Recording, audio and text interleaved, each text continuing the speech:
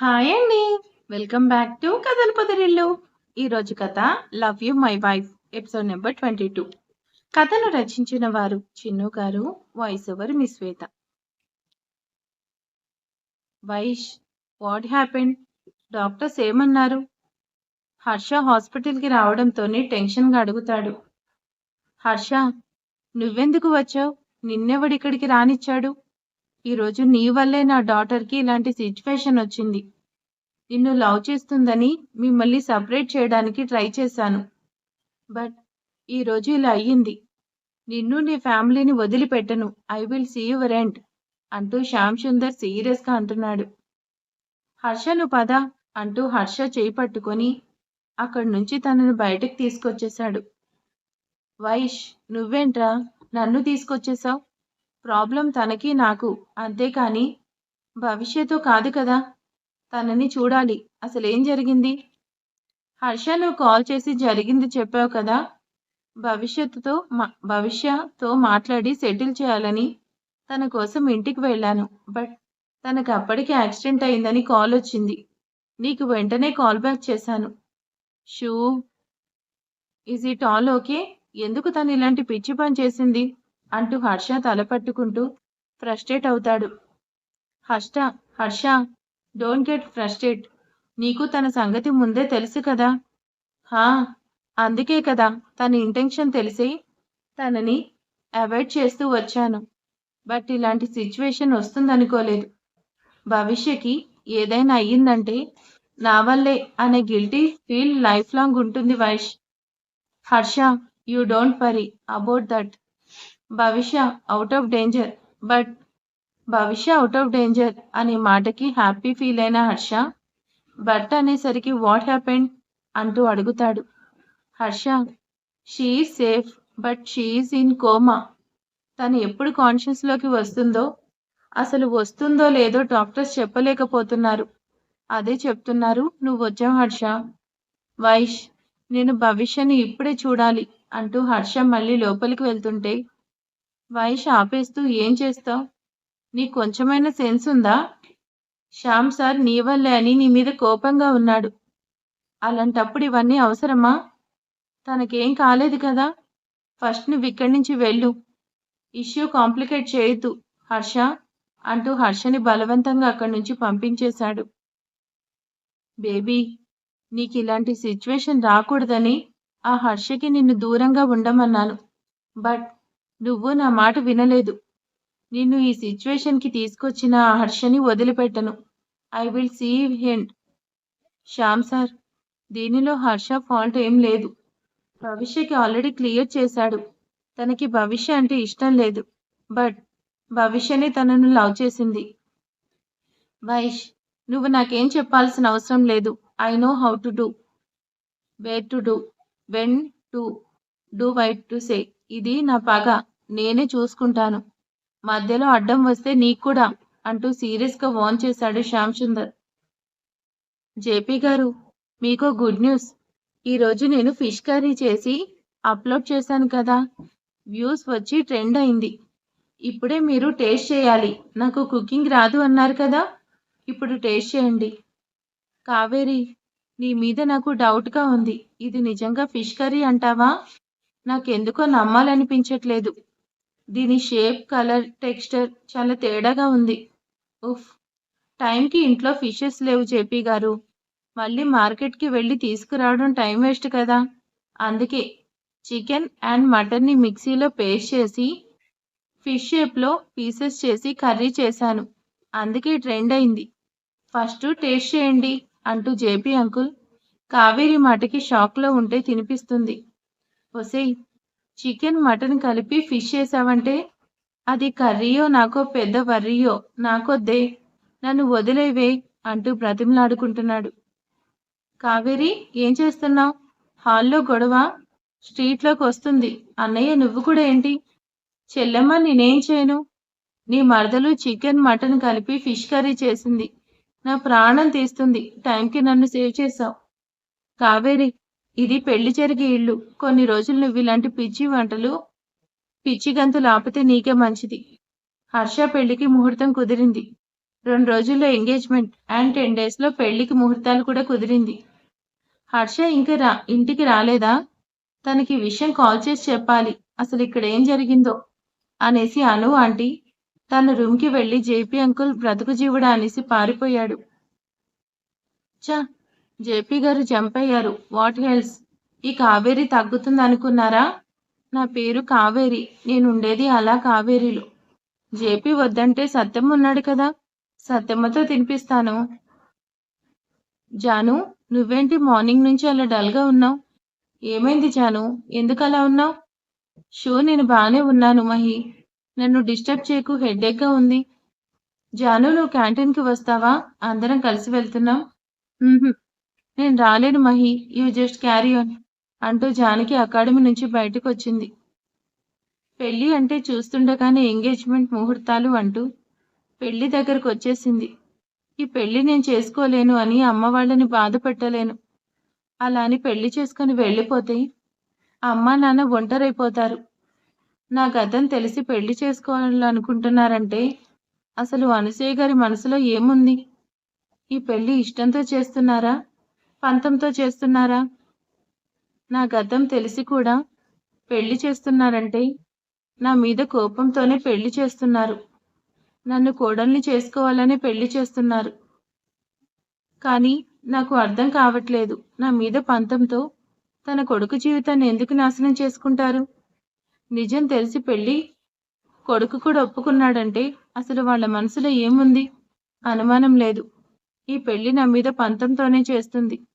ఆమెకు కోడలుగా ఎవరూ రారు అన్నానని నన్నే కోడల్ని చేసుకుంటుంది. లేదంటే పెళ్ళై డివోర్స్ తీసుకున్న నన్ను నందన్ ఇంటి కోడల్ని ఎందుకు చేసుకుంటుంది? అనసూయ గారితో మాట్లాడి యూజ్ లేదు. వాళ్ళ అబ్బాయితోనే మాట్లాడాలి అంటూ ఆలోచిస్తూ నడుస్తూ వస్తున్న జానకికి సడన్ గా కార్ డాష్ ఇచ్చేసరికి జానకి కింద పడుతుంది.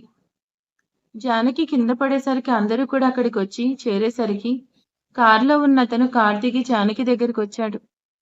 మీ డబ్బున్నోళ్ళు అసలు రోడ్డు మీద ఎవరున్నారు? ఎలా ఉన్నారు చూసుకునేదేం లేదా? కారు ఎక్కించేశారు. ఆ అమ్మాయికి ఏమైనా అయితే ఎవరు రెస్పాన్సిబిలిటీ తీసుకుంటారు? నేనేదో ఆలోచిస్తూ రోడ్డు మీదకి వచ్చేశాను. నాదే మిస్టేక్ అంటూ జానకి అంటుంటే, జాను నీకేం కాలేదు కదా అని తనకి వాటర్ తాగించాడు. ఐఎమ్ ఫైన్ హర్ష గారు అంటూ జానకి అంటుంటే జానకిని కారులో ఎక్కించుకున్నాడు. జాను నీకేం చెప్పాలో కూడా తెలియడం లేదు. ఈరోజు నేను కాస్త ఏమరపాటుగా ఉన్నా. నా ప్లేస్లో వేరే వాళ్ళున్నా నీ పని అయిపోయేది. ఎక్కడ ఆలోచిస్తున్నావు? ఎప్పుడూ ప్రాబ్లమ్స్ అన్నీ నీ చుట్టూనే ఉంటాయా? జోగా అన్న నిజమే చెప్పారు. మీరెప్పుడు హైదరాబాద్ వచ్చారు? కనీసం వచ్చిన తర్వాత కనిపించలేదు. ఇప్పుడు మాత్రం జాగ్రత్తలు చెప్తున్నారా? మేడం, మిమ్మల్ని కలిసే సిచ్యువేషన్లో నేనిప్పుడు లేను. Little bit busy. అది నీకు చెప్పిన అర్థమయ్యేది కాదు. నువ్వేంటి ఇలా వస్తున్నావు? Any problem? నథింగ్. నిన్ను చూస్తుంటే తెలుస్తుంది. Shell you come for cup of coffee అంటూ జానకిని క్యాఫ్టీరియాకి తీసుకెళ్లాడు. జాను, ఇప్పుడు చెప్పు నీ ప్రాబ్లం ఏంటి? ఎందుకు అలా ఉన్నావు? ప్రాబ్లంని షేర్ చేసుకుంటే ఫస్ట్ బర్డన్ తగ్గుతుంది. మేబీ నీ ప్రాబ్లంకి సొల్యూషన్ కూడా దొరకచ్చు. నేనేమైనా హెల్ప్ చేయగలనేమో. ఈ ప్రాబ్లం నాతో షేర్ చేసుకోవచ్చు కదా. ఫోర్స్ ఏం ప్రాబ్లం లేదు. నీకు ఇష్టమైతే చెప్పు, లేదంటే కాఫీ కంప్లీట్ చేసి లాగిద్దాం. హర్ష గారు, నా ప్రాబ్లం ఎవరికి చెప్పుకోవాలో కూడా తెలియడం లేదు. ఈ టైంలో మీరు కనిపించడం నాకు కాస్త రిలీఫ్. కాస్త రిలీఫ్గా లేదు. తెలీదు. మీ మాటలు వింటే నాకేదో తెలియని ధైర్యం. నా ప్రాబ్లం మీతోనే షేర్ చేసుకుంటాను అంటూ జానకి హర్షతో తన ప్రాబ్లం చెప్పడం స్టార్ట్ చేసింది. జాను, ఏదో చెప్తానని చెప్పకుండా అప్పటి నుంచి టెన్షన్ అవుతూనే ఉన్నావు. నువ్వింత భయపడితే పర్లేదు. నీకిప్పుడు ఫైన్ అనిపిస్తే అప్పుడు షేర్ చేసుకో. హర్ష గారు, నేనిప్పుడు ఎటూ డిసైడ్ అవ్వలేని సంగీత అవస్థలో ఉన్నాను. ఒకరికి నేనిచ్చిన మాట, ఆ మాట మీద కట్టుబడమంటుంది. కానీ నా మనసు అందుకు ఒప్పుకోవడం లేదు. నేనిచ్చిన మాట, నా మనసు నాకు చెప్పే మాట నేనెటూ తేల్చుకోలేకపోతున్నాను. నేనిచ్చిన మాట కాదు అంటే నా వాళ్ళని నేను శాశ్వతంగా కోల్పోతానేమో అనే భయం నా మనసు అందుకు ఒప్పుకోవట్లేదు. నా మనసు చెప్పేది కాదంటే నన్ను నేనే కోల్పోతాను.